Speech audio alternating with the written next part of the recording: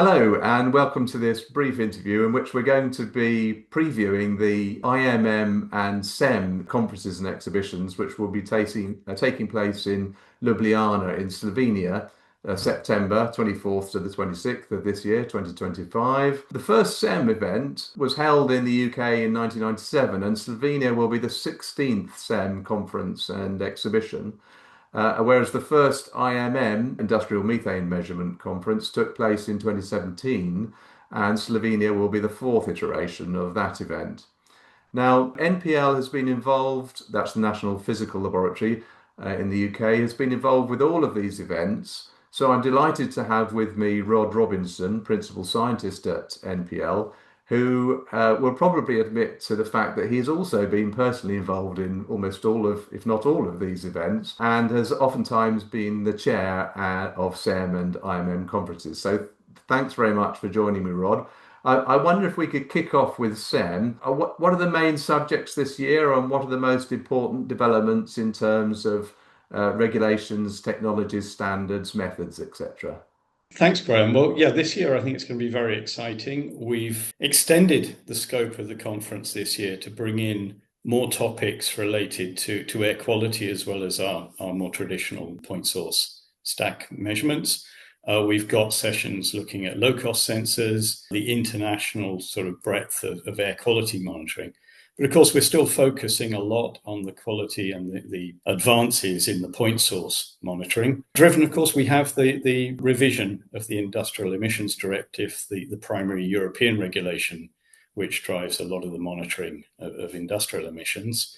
And so we will have talks looking at the impact of that, looking at the quality and the development of new standards. So yeah, again, we're looking at the advances, the improvements in monitoring, hearing from researchers who are working on new technologies, driving down the uncertainties in monitoring, and also case studies and hearing from industrial users of these techniques and getting their experiences. So again, a really broad breadth, but with some really in-depth technical details.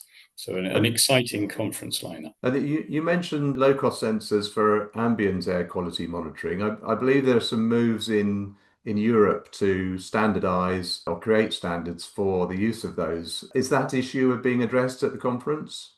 Yes, and we've got a session, and in fact, we have the convener of the working group, which is working on those standards. We'll be chairing a session. So we've got talks looking at the recently produced standard on the performance standard for low-cost sensors and hearing people's experiences in using those sensors. Right. And we'll be looking at some of the new areas where there are new monitoring requirements. So right up to date, up to the most recent sort of advances where we've just launched new standardization activities. Perfluoride substances, PFAS, which is in the news a lot now. And so we'll be hearing from researchers right at the forefront of development of methods for those. It seems like you're going to be covering industrial emissions as well as ambient air quality monitoring. So presumably the mixture of people that should come to this event is quite widespread. How would you define who should come? I think, as always, with CEM, it attracts that breadth of primarily our sort of industries who are involved in monitoring and have the requirement to make these measurements, but also the practitioners, so the laboratories who are carrying out monitoring, and the instrument manufacturers, and of course there's the associated exhibition. So we will have all of the key players in the development of the novel technologies.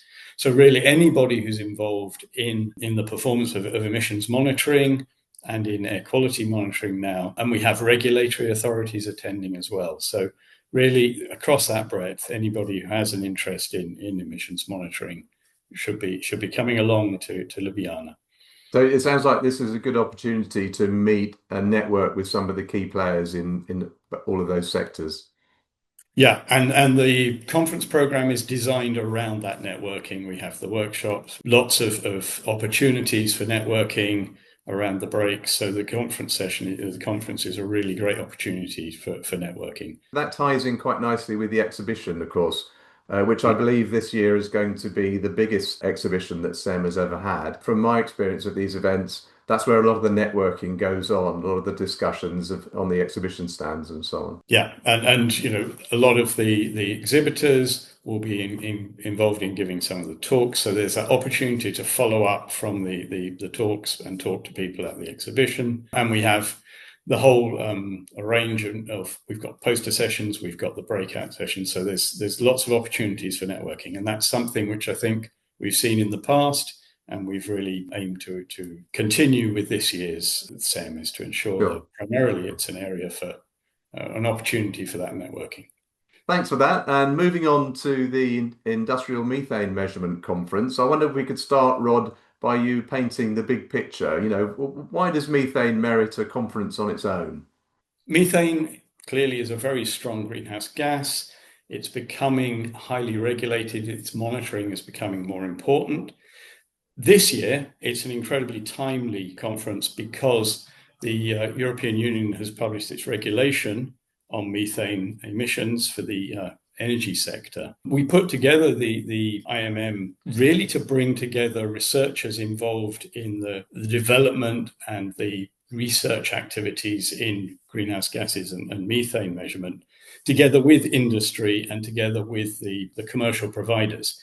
And as we've seen the market evolve, and as we've seen the requirement and need for monitoring evolve, we've moved from that research area across to this more regulatory requirement where uncertainty and where having confidence in the data that you're reporting is becoming more important. And that's what this conference aims to achieve. It brings together the researchers who are at the cutting edge with the industry users who are needing now to have more confidence in their reported results, and together with the technology providers who are really at the forefront of developing new methods.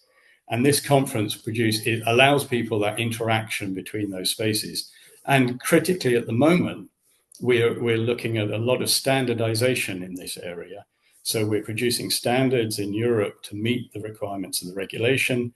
And so it's an absolutely key time for this conference to be looking at the experience of people in the field who've been making these measurements and understanding where we're going with the standardization and with the quality. So I guess that ties in internationally as countries have to put forward what their greenhouse gas emissions reductions are going to be, nationally disclosed emissions reductions at the various COP events. So as you say, it's important for those measurements to be comparable with each other, country to country, but also presumably sectorially, individual sectors. Because you can't manage what you don't monitor, everybody needs to be able to get a handle on their methane emissions so that they can find ways to reduce them and then prove that they are reducing them. So presumably, without all of these regulations and standards behind it, none of that would be possible. Yeah, and that's actually a really good point, Graham. What we've got within this conference, the focus, for example, has been a lot on the energy sector because that's where the regulation has come in. That's where a lot of the sort of initial monitoring requirements have been. But we've also got talks looking at how do we monitor from some of the more challenging areas. We've got talks related to emissions from landfill, for example. So we're looking beyond just the immediate requirements of the current regulation into areas that are going to be becoming more regulated in the future. So it really is an important, and this conference brings in that opportunity for this exchange of information between those different sectors as well. And of course, it's important to remember that although we're running the two conferences in parallel, you'll be able to attend both of them. And of course, the exhibition will include exhibitors who are in both the methane space and the emissions monitoring space. So that synergy extends not only within the conference programs, but also across the two conferences. It sounds like it's going to be, well, two fascinating conferences. And I understand that Ljubljana is a beautiful place. So you're all set for a fantastic event. Thanks for your time, Rod. Thanks, Graham.